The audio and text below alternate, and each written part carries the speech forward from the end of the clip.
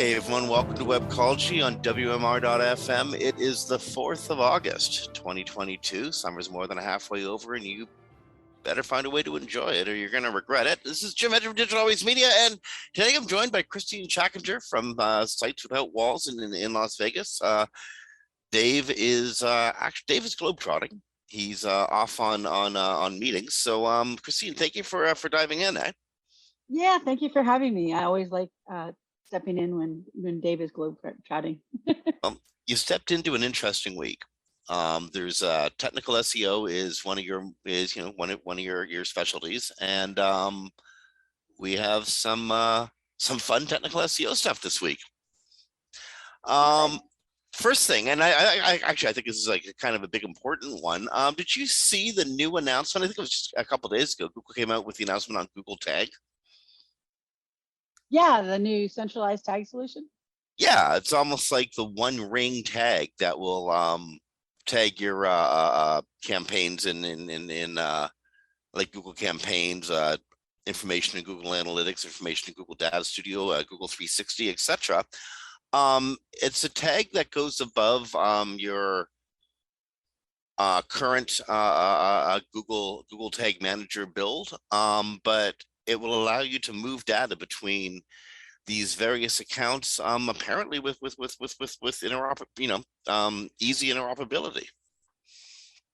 Well, that sounds good. I haven't had a chance to really delve into it yet to know if what sounds good is good, but well, yeah, that does sound like a good solution. No one's had a chance to delve into them yet because it just rolled them out. And they're going to finish rolling out the Google tag for all sectors, whatever, sometime in the next, I think it was 2 to 7 days. I'm unsure why there's a rollout for a tag itself, but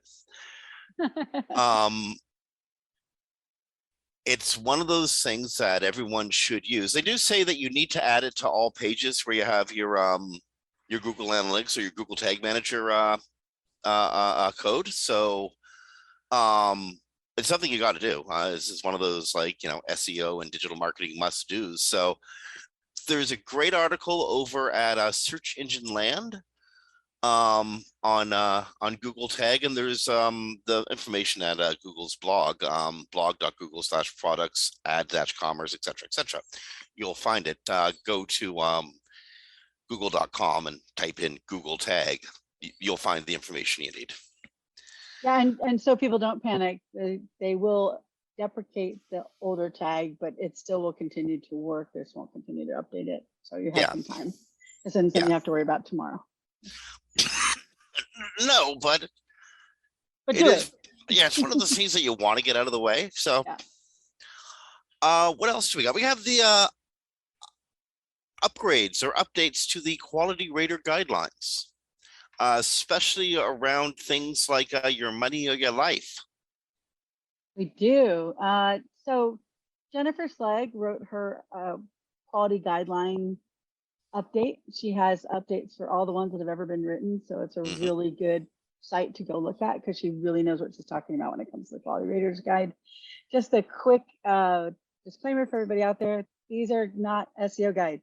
This is a guide. So the things that Google wants quality raters to know when they rate their tweaks to the algorithms so that they can tell them whether they surfaced quality sites or not with their changes. So make sure you don't take make sure you don't take this and go, I now need to apply everything in here, because you don't. That's not what the purpose of the quality raters guide is for. No, this is just showing what Google's intent is in trying to form the best possible search results it can. And so it's telling humans what to look for when looking at the search results. Exactly. And it's using the core signals that we've always used to try to surface these sites. So there's some special magic potion out of the quality raters guide. It's content quality, technical, links to your site, structure, internal linking, all the normal things that Google likes at a site, but they tweak the core algorithms to try to surface sites that more closely match what the quality raters are meant to evaluate. So yeah, and just the one last note to beat this dead horse. What you find in the quality raters guide, we can't beat the horse dead enough. Let me tell you, what you find in the quality raters guide is Google's the best view we have of what Google wants, but it isn't necessarily a black and white photocopy of what Google needs especially in your circumstance, or back there in the row back there, your circumstance. It's basically the outline of what creates a really good website. So it's good if you want to learn what creates a good website, but it doesn't mean that Google is evaluating what it put in this guide as far as the ranking signals to surface your website, because they're using the core ranking signals to do that. And the reason I think the dead horse can't be beat bad enough or long enough is because every time one of these comes out, people look for magic tricks to SEO. I saw someone calling it the SEO Bible the other day on social. Yeah. And so it's just so important to remind people this is not an SEO guide. It is a quality raters guide. And also the quality raters, they did more in this version to explain to you, they in no way ever affect the search results directly. So there was some belief that the quality raters signals went straight to the machine learning and suddenly that changed how websites work. That's not the case. Could you imagine how crazy it would be if it did work like that? Right, right. So for those who don't know how this works, the quality raters, they do hundreds, maybe thousands of tests. They aggregate all the data, they analyze it, it goes to the search engineers. If they decide something is valid and they want to put it in the algorithms because it surface sites better, good sites better, then it goes to quality control, testing, QA, and even legal before they're allowed to put it into the algorithm. So you can almost 100% guarantee it. The original search quality rater will have no clue what happened either. No. And not one person or even 10 people will affect, or 100 in one test would affect search results, because once they find a result, they're going to test it to make sure that it's, repeats itself.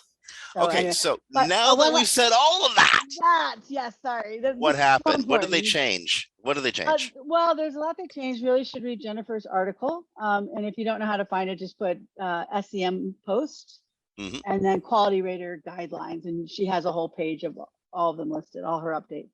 But one of the big things is the money your life definition. So the your money your life definition that Google has, it means like these pages are important.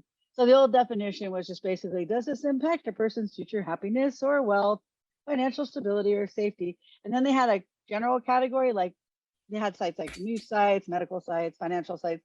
And then they just had a general category. Any site we decide falls under these guidelines, we will now call money your life site. But what they're doing now is they're actually defining it much more specifically. So is it the person who's directly viewing or using the content? Other people who are affected by the person viewing the content, groups of people or society affected by the actions of people that review the content. So if you put out something about people of another race being inferior, let's just call them purple people, then Google could devalue your website based on you affecting those people with your false claims. Now, Google doesn't evaluate falsity, but Google can use entities to evaluate things in content.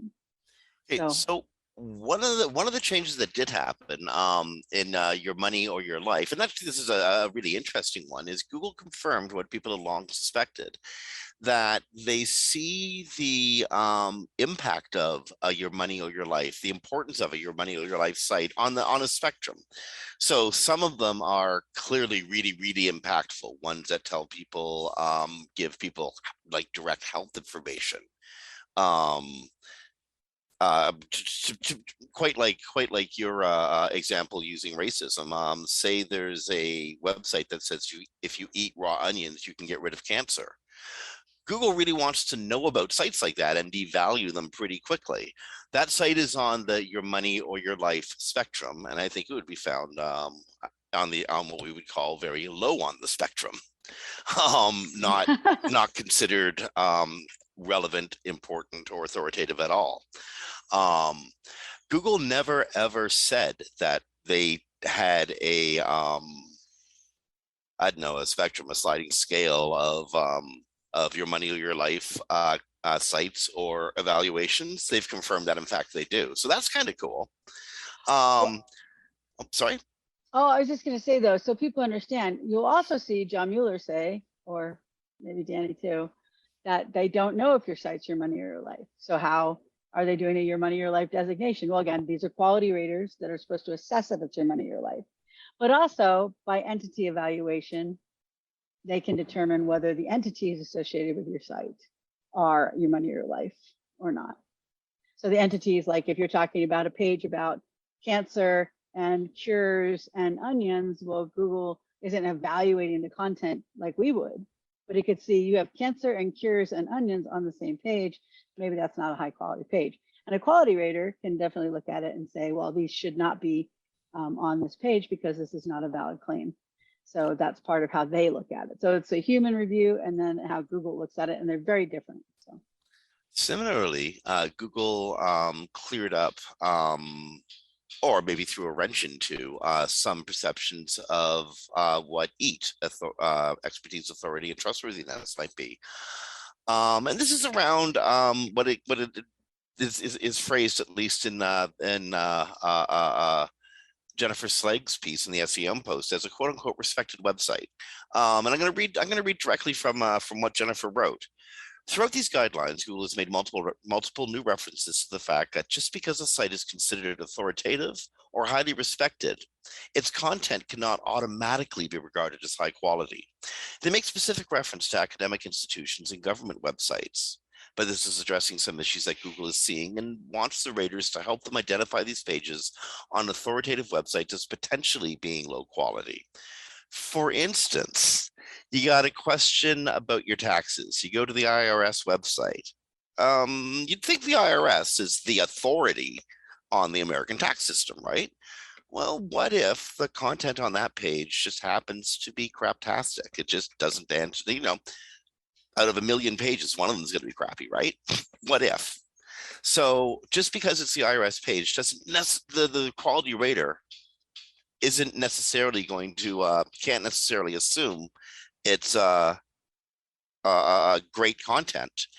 And I think that also signals that just because you might have a number of other analytic ducks in a row, you got high score here, high score here, high score here, it doesn't mean Google's going to love your content. You got to have good content. Honestly, I think that's what this says. well, and also, again, a clarification, because this is one of the most misunderstood things in the industry, is EAT is not a directive. There is no algorithms that evaluate expertise, authoritativeness, and trust as listed in the Quality Raters Guide. But EAT is a concept. So you don't need to pay $1,000 an hour to get a doctor to write your medical content. That might be good for users, though. That's a different story. And the doctor will, if the doctor knows what she or he or they are talking about. That's true. But if you do need a knowledgeable writer, because again, Google's evaluating this through their machine learning algorithms like neural matching and contextuality of content and entities in a page. And so if you are writing about something and you're using all these entities that don't have any association in their mathematical formula of things that are associated with each other, then Google's probably going to assume this is a low quality page. If it's an IRS page, they're not looking at it like we are. And it doesn't matter who wrote it. They don't know every author in the world. That would be crazy. Could you imagine? Jim, today you're writing about this. Tomorrow you're writing about that. Google has to know all your expertise changes, right? That would never work. Trillions of pages. I like to think they've forgotten about me as a writer, to be honest. That makes me feel more comfortable. That's what they show me in search as. I'm a writer, not an SEO, which I think is funny. I don't think SEO is an entity. So it's really important people understand that these EAT guidelines are meant to what Google wants out of a site, but not a specific guide. So even Google even says your author can be the website. You don't have to have any authors listed, but your content does have to be knowledgeably written. So you want to pay an author who can write knowledgeably, do good research, make sure they're on point for the topic and on the page, because as we know now, it's at the page level and it's actually at the query level. When you look at a core update devaluation, it's a query level applied devaluation, because they can only tell your money, your life by the query set, by the entity set. So that's why it's just really important not to get into the weeds of EAT and think that I now got to hire 100 authors at $1,000 a page. I just need to have people that write good content well and know the topic. Well, on behalf of authors, for what it's worth, if you do want to hire authors at $1,000 a page, that's a very good idea. I encourage a lot more of that, to be honest. I think it's the best thing ever. This is true, but if you're a small business and you think you need to spend $20,000 on your content, just get someone who can write really well and really knowledgeable, like Jim Hedger here, who is fantastic at writing about anything. Well, even better, do it yourself. I'm not kidding. And get somebody who knows what they're doing to edit it. Like, Yes. and how many times, seriously, Christine, in your career, as an SEO or as a website developer or anything, how many times you've been held up by not getting the content you need to do the job? Oh, I know. Have you had plans? You tell the client you should do this, this, and this, and part of that is build content, and once you build the content, you're giving me the tools where I can do something else. How many times have those kind of plans been stalled because content has been what you got to tell clients is to write it, even if it's direct, write it in point form and then re-edit it, but get it done. Yes. There's no way. John Mueller went on a rant the other day. Okay, so John, and this totally pertains to what we were talking about with Eat and what we were talking about with your money in your life too.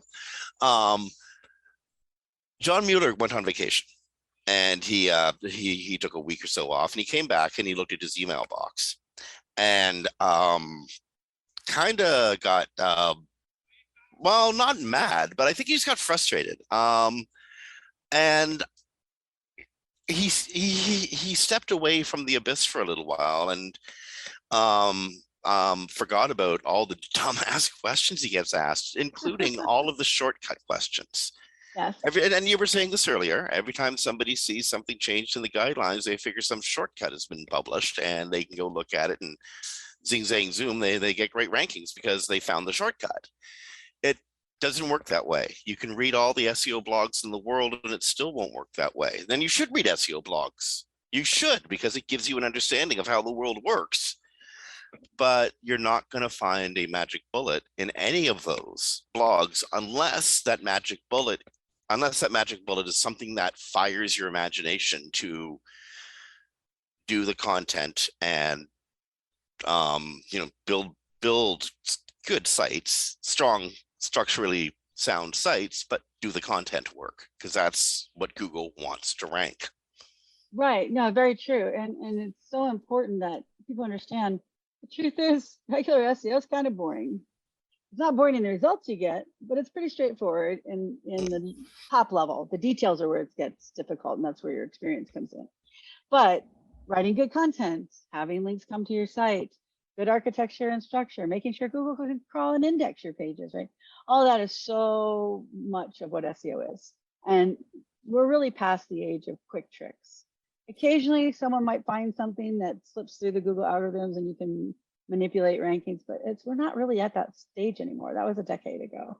Yeah, and if you are doing that, the amount of effort you're putting into it, I mean, like, seriously, you better be making a heck of a lot of money for the effort you're putting into it, because it's a lot of effort. I know a story of somebody literally walking the streets of London with a rider wagon, with a little red wagon full of cell phones, just to get the cell phone patterns that they wanted. I heard about Now, that. that's a lot of work. Like, I would never do that. That's insane. I get paid to sit here all day and look at numbers. What do I want to go out there with a bunch of cell phones for? That's crazy. But you know what? For somebody, that is a lifestyle that fits their practice. I wouldn't do it. Right, But no, I'm not going to take away from Black Cats, because there are people who are really good at Black Hat and yeah. they can manipulate some things. But if you're not one of those people that's an expert at that and have done it over and over again and gotten it to repeat and repeat and repeat, by just reading and not doing, you're not learning. So I do site recoveries because I learn so much when I do a site recovery, right? I think this works and then I try it. And if it doesn't work, I got to check a different lever. Well, and you know what, Christine, British. And that brings us exactly back to what John Mueller freaked about, because the crux of his rant was stop trying to get that magic bullet and just do things. Affect a website. You'll learn. Now, I will go to John when I get a question I've never heard of before, and there are no answers out there. That's appropriate. And my client needs an answer and I can't find it. And then I will ask them a question because it's such a minute, weird, strange situation, right? Anomaly. But yeah, generally speaking, stop looking for secret bullets. I mean, by the way, if you want to do Black Hat, then go to some really good Black Hatters and learn from them. That's a whole different thing. That's a whole different industry. But when you're talking about, I'm going to read some blog posts and I'm going to make my site rank overnight, that's just not how it works. No. So, yeah. And then again, for what it's worth, those black hatters, there's great reward with the great risk they're taking, but Mhm. they work really hard for those great rewards. Like they brag about their passive income from that nice speedboat that they have, and they really do have passive income in a nice speedboat, but they work hard to make that happen. Exactly. They don't, even their tricks aren't tricks. Their tricks are, we know how to exploit the algorithm in certain places from our years of experience, and we can do that over and over again. And that helps us make money, or people pay us really well to do that. Indeed, and it's a So grind. It is a total it was grind. a total grind. It's worse than our grind, actually. I like doing, we'll call it gray hat because there's no true white hat because everybody does something to attract links. But let's say in our gray hat world, I like here's the rules and let me see if I can make this site hit those rules hard enough that I get that big boost, that hockey stick we all love. Right. I like that. But if you're a black hatter, you got like 70 sites or 100 sites or 10,000 sites that you're turning and burning and you're like doing the black hat stuff. But, hey, you might, I know one guy that lost 70,000 sites overnight because he accidentally published 2 of the same links to all 70,000 sites. Oops. Yeah, he had his contact Matt. Oh, that was Alex Jones' attorney, right? That's all there is to. Yeah, Okay, this is yeah, enough. no, we can talk about it. Dave, no, I was just gonna say Dave was part of this situation, and the guy asked us if we'd ask Matt about getting his sites back, and we're like, we'll ask, but you're not getting your sites back. And all Matt said was, ha ha ha, no. I get it. Who published the article? Was it Barry who published the "There's no SEO benefit in knowing people at Google" this week? Yeah, Why did he have to publish that? What's that all about? probably why John wrote the rant, because he gets so many people contacting him. No, Yeah, hey, there's please, will you there's get this worked out for you? Actually, you know what? You're probably right. I no, bet you there's actually that's the something else reason. to it though. Apparently there are agencies that are saying we know somebody at Google. Now I will say, when I talk to a client and they have a tough problem, I say, well, I can ask John on Twitter Mhm. if he has an answer to this. Otherwise I'll have to do a lot of research. Well, and the funny thing is, But John will probably reply to you because he right, knows your question is of good faith. right, exactly. And so that's different. Like saying I know somebody on Twitter at Google, or if I really have to ask, I can send an email, but I do that like once every 5 years. I never use an email unless I really, really, really have to. But that doesn't give me an advantage. That's just, they can tell me if I'm off track or if I have this really hard issue, if it's a Google problem, basically. So, but this is more people are like, hey, they're giving their pitch of what I read on Twitter yesterday. And they're saying, we know people at Google, so we have special insight that'll make you rank. And nobody has Yeah. that, because even the Google engineers don't even know how everything works anymore. But even if they did, they sign contracts, and then Google has a lot of lawyers. And if you were like leaking secrets about the algorithm to friends, they could find themselves in a lot of hot water and very, Oh, very broke for many, many years. good Lord. Yeah, Many years, like forever. You're never working yeah, again. yeah, Um, exactly. and actually, I'm not that I would imagine this actually happens, but Google is like one of the biggest corporations in the world. That's beyond leg breaking. Like anyway, Yeah. unless you are a lawyer for Rumble, the right-wing social media outlet that accused Google of antitrust practices, promoting its own stuff, its own YouTube and search content ahead of everything else, and censoring. And that accused Google of a whole bunch of stuff. An antitrust ruling that went in their way might actually give Rumble access to parts of or all of Google's algorithm. That's a What? little bit of an exaggeration because Well, it was reported by Glenn Greenwald. Glenn Greenwald, Yeah, so yeah. So I read the Verge article on this. that And so all it is allowing it to go forward. There is no determination on they get part of the algorithm. But here's the thing. So when you read the article from Verge, you get some of the quotes from the parties. And so it's very common and by the way, when we say right wing, let's be really clear. Rumble is the place for white nationalists to like post stuff. I mean, they have other stuff, but this is where these guys, there's actually a slew of these guys who walk around with video cams and they post live streams and they get paid as they post, who are white nationalists who go to white nationalist events. And that's a lot of what the content is on there. So it's not okay. just right wing, it's like extreme bad stuff. Okay, so the But far right, a social media yeah, video platform Rumble. And by the way, they make a lot of money. It's really sad. Okay. One guy that was at the insurrection made $100,000 a year off of these live stream videos. But anyway, that's beside the point. So basically what they're saying is they're lower in the algorithms, and Google's saying, but there are other people in the search result that outrank us. So you're not ranking because your site sucks, basically. Just to be really blunt. I mean, they didn't use the word sucks, but that's what they said. And so Rumble's like, we don't believe you. Prove it. Right. And we've seen this before, like in I believe no, it wasn't Breitbart, but one of those sites that likes to say that they're being suppressed. And they put up an image of their traffic, and apparently someone had done an analysis and they didn't know what the little overlay on the image meant, because it says core update drop. So they were blaming Google for suppressing them, but they actually had a core update drop, and it's in the graphic they put in their own article about Google suppressing them because they're content and they don't like them because they're not left. And that's 100% not what happened. It's a bad site that got a core update hit, like so many sites do. I mean, I'm working with a guy who writes about cars, and he got a core update hit. So it has nothing to do with your political. I mean, in all fairness, those cars only turned right. Yeah. Oh, dad joke, but boom. But the point being is, here's what this is my feeling. If they did win somehow to win this, they're only allowed to see a portion of the algorithm, what they're asking for. All Google would do is change the algorithm going forward, because it would take years to get this through the courts. We're probably talking 5-10 years.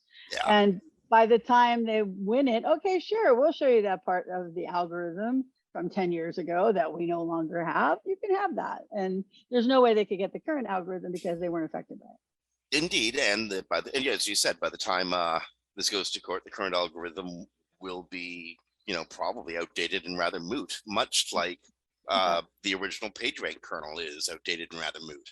Exactly.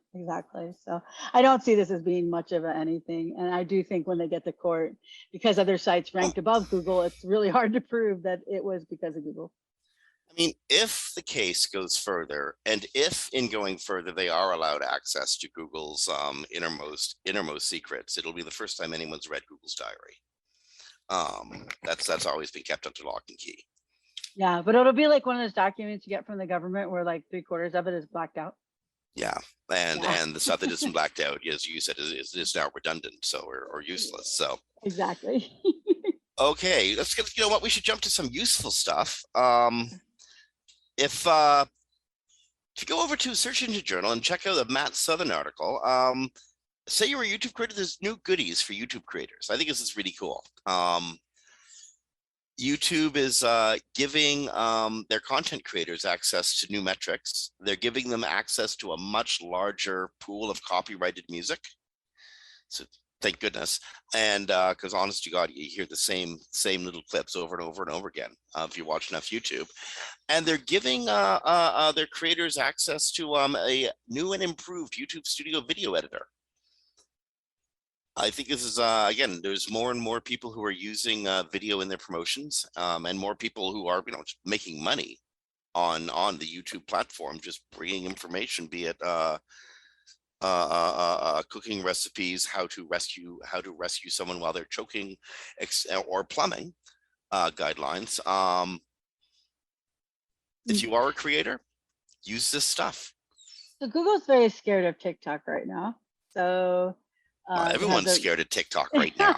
Good Lord. Which is kind of funny because they had that article about how all these people are doing search on TikTok, and I was like, I use TikTok and I've tried to do search, and maybe for like you want, I don't know. I cannot even figure out how to get a restaurant. It really depends what you're looking for, honestly. Yeah, it's not made for search. But the point is, like they're doing remixes now on YouTube, like you do on TikTok, where you can remix with another video. So that's part of this new creator studio where they can do more of those and get more data about that. And the video editor, I'm sure, is probably going to be something to try to compete with TikTok as well. I will say one thing though, I do find when you're a tech company trying to copy what other tech companies do because people under 25 like it, it's not usually a good sign for the company. Google's not really done that before.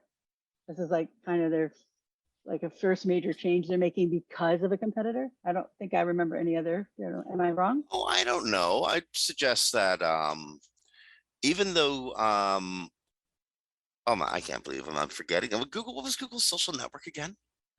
Oh, that's Google Plus. That's a whole different thing, though. That was the Okay, Google identity Google network. Plus was made to be an identity network. Absolutely. It was sold to be a social network. It was sold to be a Right. Facebook competitor, which was probably tactically a mistake on Google's part, but it was really and this could have been really elegant had they done it properly, or had the public taken to it properly, the way that they wanted them to. It may well have been a authenticator. Well, Um, the Google Plus thing, though, the reason I don't think it was very good is social wasn't its goal. Its goal was to replace passwords on the internet by creating identity providers, which was an effort across the world, actually, all countries all over the world. And the identity providers would validate you to the website you were logging into, but they would get all the data. So if they got you on G Plus Social, then they could get you to like G Plus and then sign up for it. And then eventually they just forced you to have a G Plus login to log into anything on Google, because that they were using for that data collection. But mhm. then Snowden came out, and within a year, the government defunded that whole idea, and Google Plus went to being a straight social network, and soon after that, it was shut down. Yeah. So I don't know that it was really a competitor. I could be, but I think it was more we're going to use social to get people to use a service. And again, Okay. this just wasn't Google. This was across the world. But the first three ones recognized by the federal government in the United States were Equifax, PayPal, and Google. They were the first three identity providers. Well, And to you can be look this up if you've never heard about it under NSTIC, Google, and you'll see all the information about it. yeah, it's funny. Google's been far more protective of personal data than Equifax has.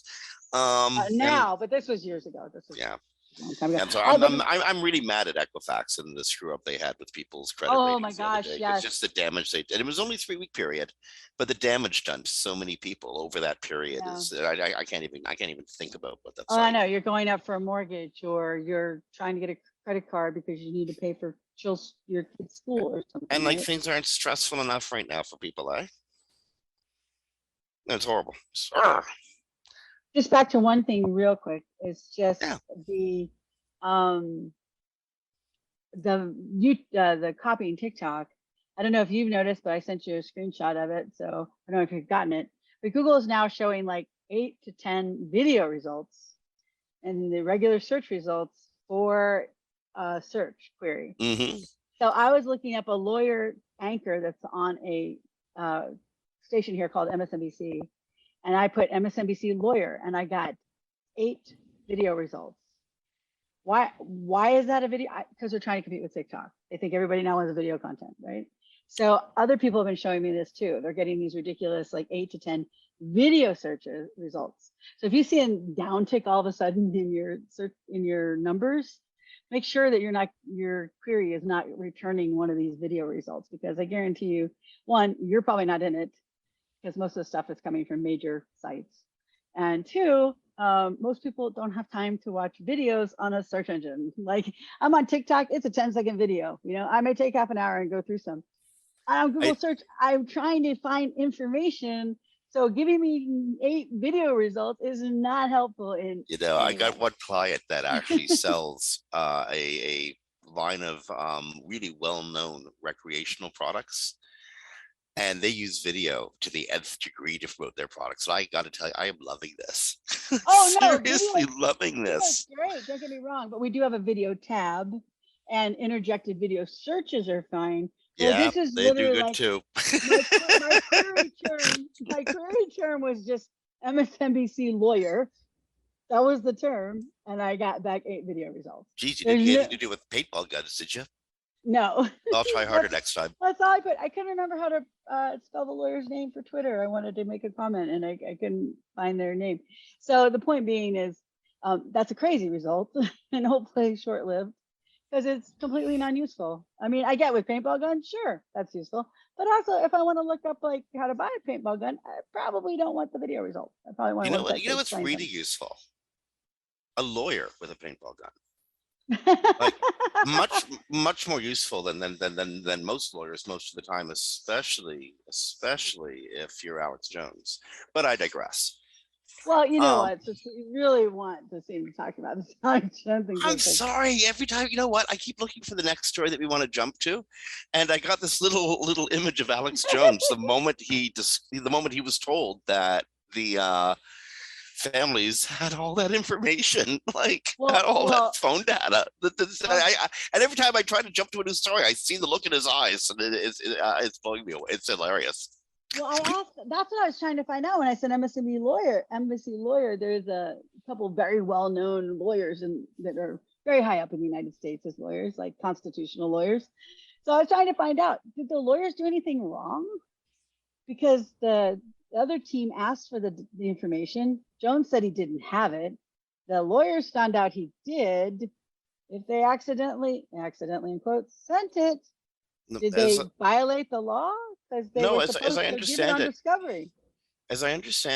Jones has been going through lawyer teams trying to screw up the discovery process and screw up the amount of information that the opposing the families councils have. And this is a relatively new law team. They've only been around for several months, and think of the insane amount of like legal documents that go into any court case, right? Right. They were probably fulfilling a document request and didn't honestly know what had been done before and got confused, and everything is happening so fast and they're relatively new, and you know, stuff happens. This is a case. Or they hate him too. Well, you know, if people don't, just so if people don't know, because maybe they're not, you know, you and I follow this stuff. They know. But they may not know that what this trial is about isn't about whether he's guilty. That's already been determined. That's been established. So He's the- guilty, yeah. guilty.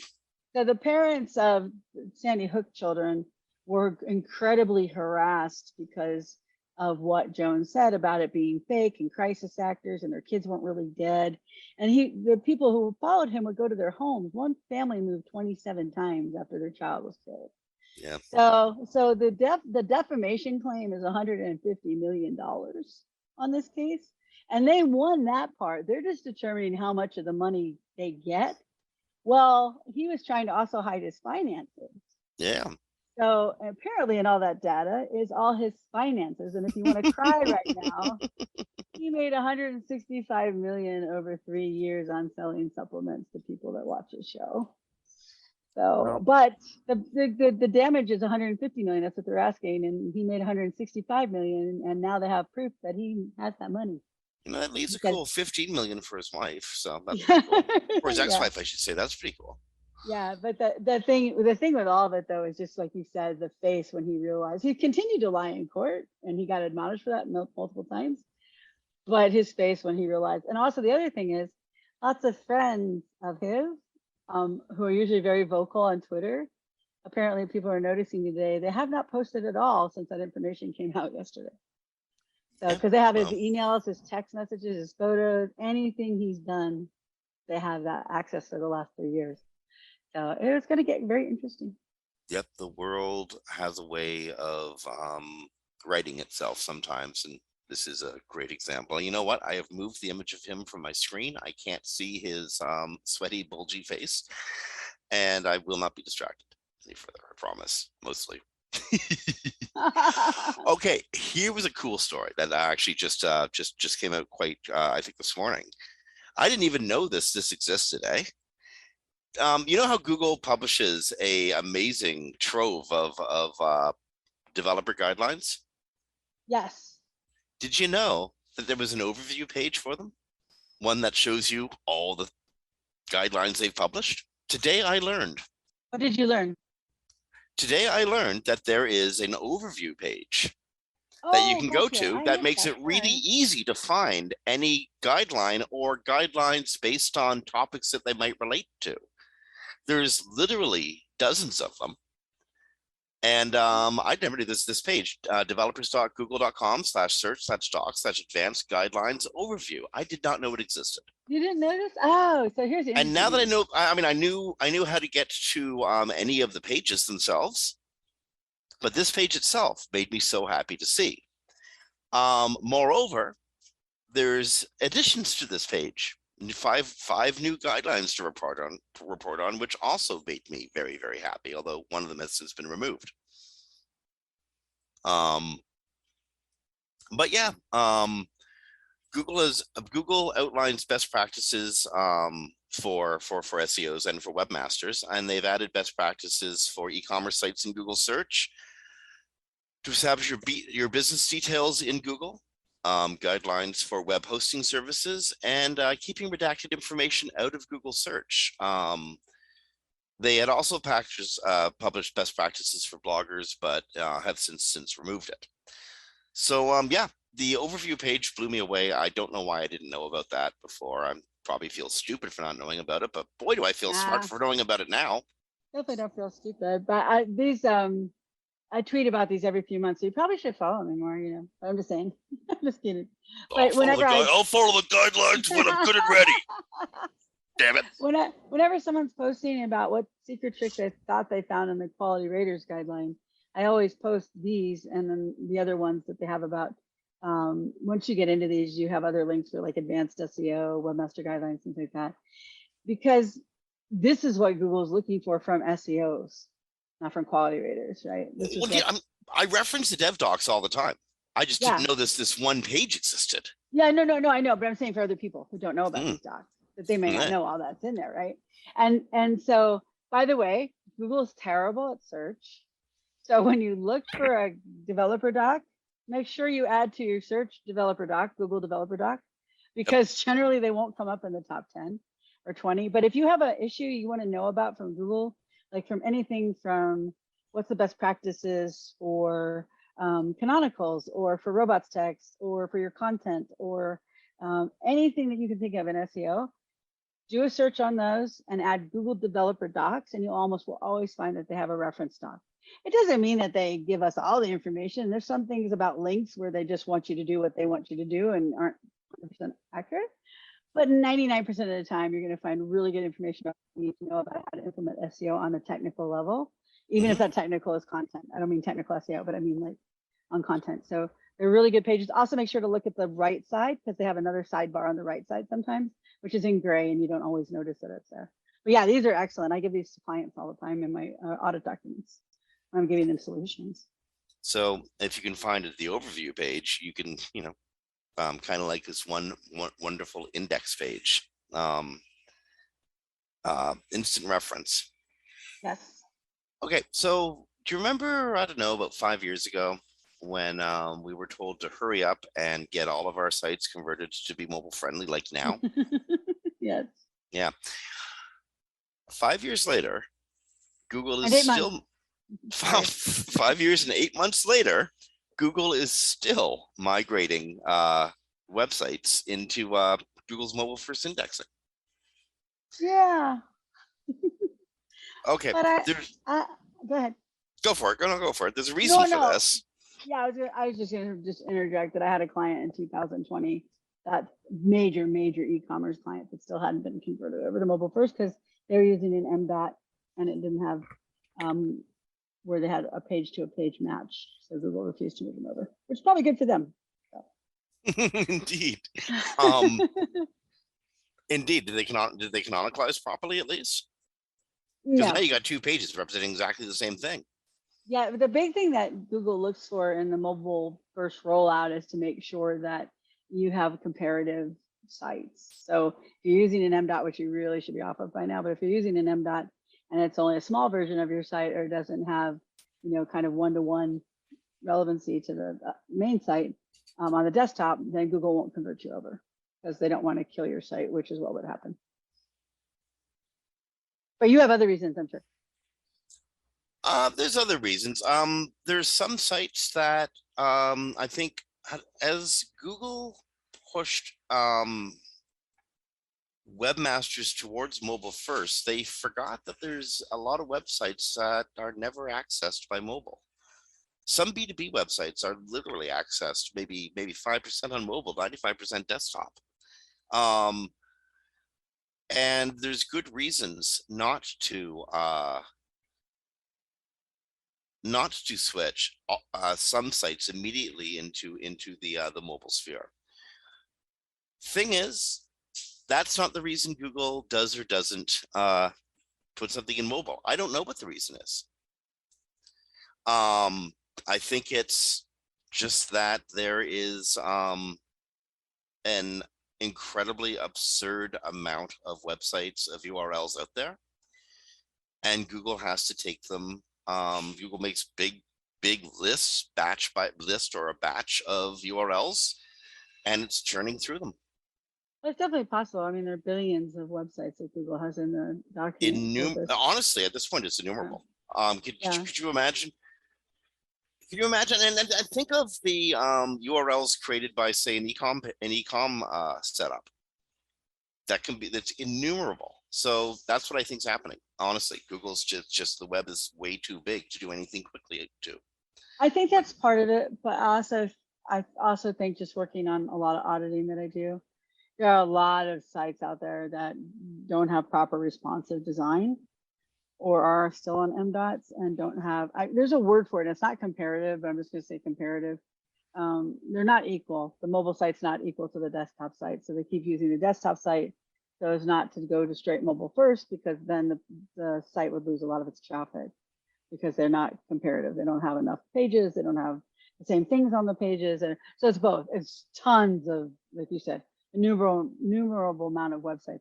But also from doing audits, I just see a lot of people where their responsive sites aren't up to snuff, or they're still using MDOTs. And so those aren't, Google can't move over. And these are big sites and they need those sites in their index, right? But this is just mom and pops. Would Google care that much? Probably not. But I just audited a massive site last year that's still using an MDOT. And the MDOT's not comparative to the desktop version. So when you check their crawl, who was crawling them? Desktop. Interesting. Okay. Although I asked John, because I do have sites that are on mobile first and they're mobile traffic, but still getting more of the desktop crawler. So I asked if that was a problem. John said no. Sometimes we just choose different crawlers. So because I had one site that was like 80% desktop crawl, but 60% mobile traffic, and had no problems with the mobile responsive site.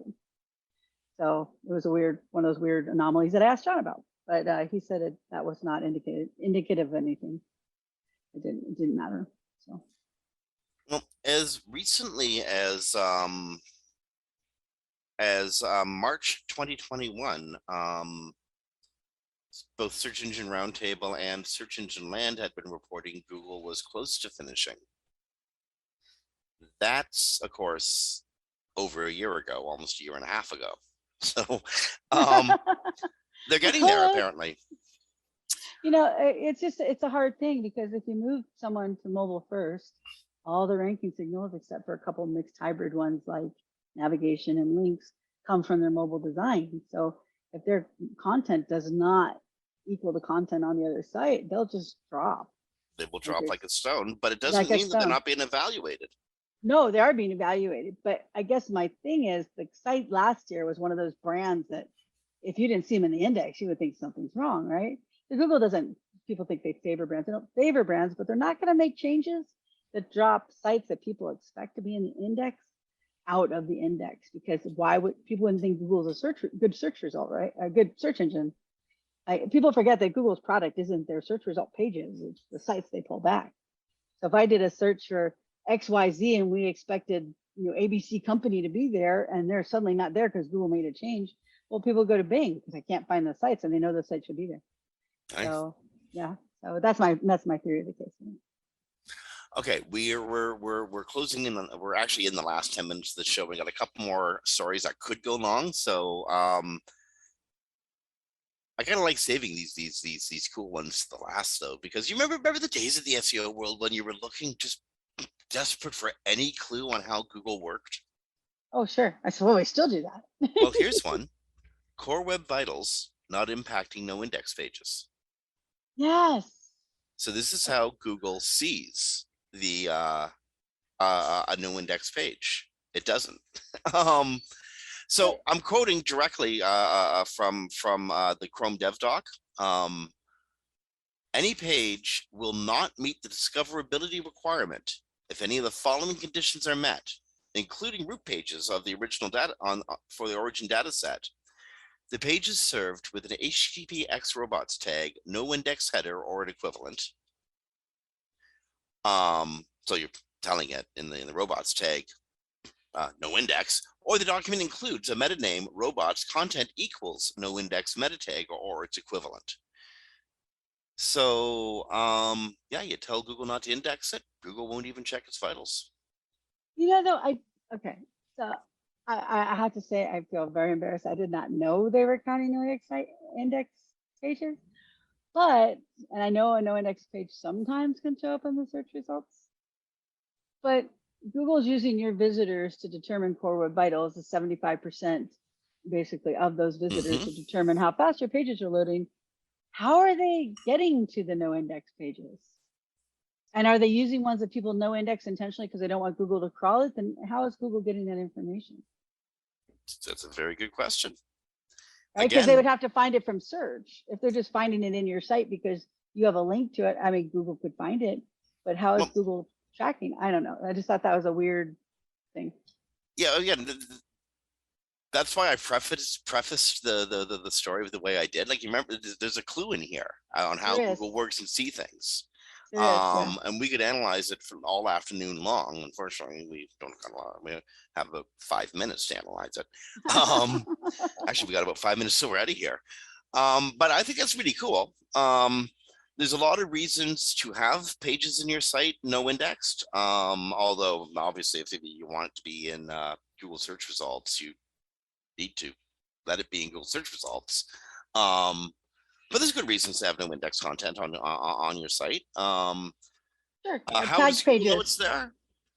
Because Google knows everything's there. It's just not going to use it. They can follow it. I mean, they can follow the link to the page, but since it's no index, they're not reading the page.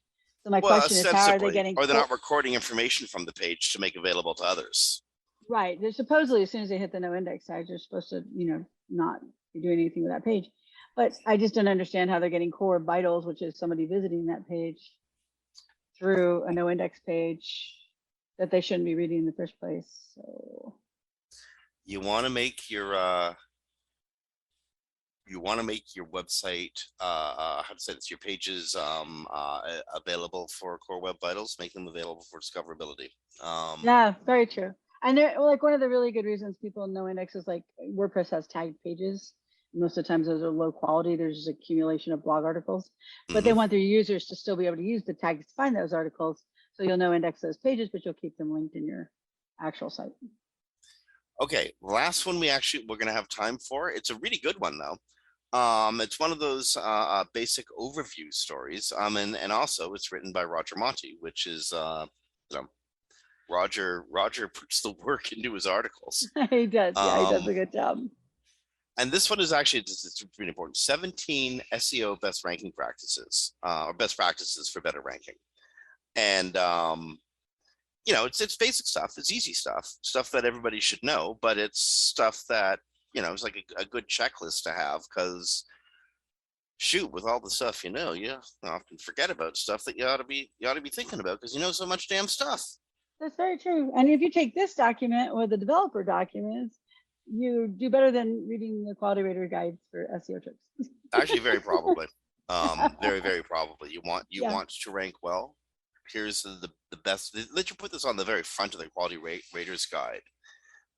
If you don't work for us, build good sites. Yeah, I like that. That'd be $5, Google. Tweet that. I'm gonna tweet that. Yeah, this should be on the very front page of the QRC or QRG. QRG, I love that. If you don't work for us, just build good sites. Yeah. Okay. So anyway, Roger's piece on the 70 best practices just to get going for better ranking SEO goes from choosing your platform to choosing your hosting company to building and structuring content. When it's appropriate to use AI, how to do SEO on product pages, how to do SEO on category pages. You have a question about the way any given website might be structured and how to work in different parts of those websites. Roger's probably thinking about it and answering it in this article. Yes, he did a very good job. And if you do WordPress, especially, because he has a lot of WordPress specific tips in there, like managed hosting and stuff. Last week, I don't know if you heard, but last week Dave and I were talking about the stats for platforms came out, user stats, and WordPress is still by far and away over 50% of websites out there are WordPress sites. It makes sense just because of the fact that you can, if you have developers, if you want to be able to like get into the details of a site, then they can do that with WordPress. And you can't do that with like CMS sites like Wix, or Duda. Those are great sites to do, quick builds, website builds, or if you don't have expertise. But when you need to get into the heavy-handed programming part, you can't do that because that's their job. So WordPress allows you to like put a front on even a React site. Anything WordPress and higher, you can get the devs involved and seriously work miracles and magic. That's not to take away from the smaller DIY platforms at all, but they're just not, in some cases as robust as. And you don't want to be meeting a Shopify competitor with a Wix page. It just and they probably got more better product than you do. And the thing is just basically on what type of site you are, how big you're going to grow, and your dev resources. And if you have no dev resources and you're not going to grow more than what you're putting out there, Wix and Duda, all those are fantastic sites to use. But if you're going to be growing, you outgrow the platform and you can't easily change to a new one. Okay, and on that, Kristine, we got on full clock, 60 minutes. So thank you so much. Thank you. Kristine Shachinger from Sites Without Walls sat in for Dave Davies from Weights and Biases. So again, Kristine, thank you so very much. Friends, Webcology is still looking for a sponsor, and if you're interested in sponsoring this hour of extraordinarily fine SEO-focused webmaster radio content, get in contact with Brasco at WMR.fm. He'll get you all set up. I want to thank Ricky, our producer, and the WMR family. On behalf of Kristine Shachinger from Sites Without Walls, this is Jim Hedger from Digital Always Media. Rank well, be kind to each other, be well, and we'll talk to you next week.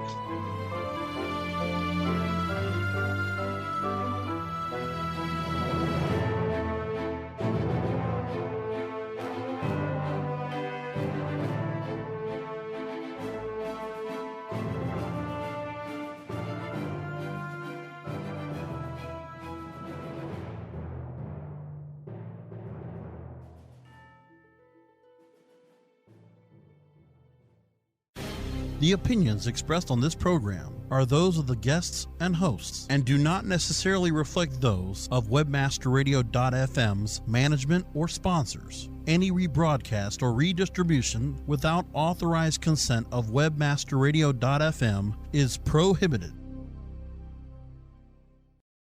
Finding the perfect designer isn't easy, but at Upwork, we found her. She's in Austin, between a dog named Klaus and her favorite shade of green. It's actually Salem Clover. And you can find her right now on Upwork.com. When the world is your workforce, finding the perfect project manager, designer, developer, or whomever you may need tends to fall right into place. Find top-rated talent who can start today on Upwork.com.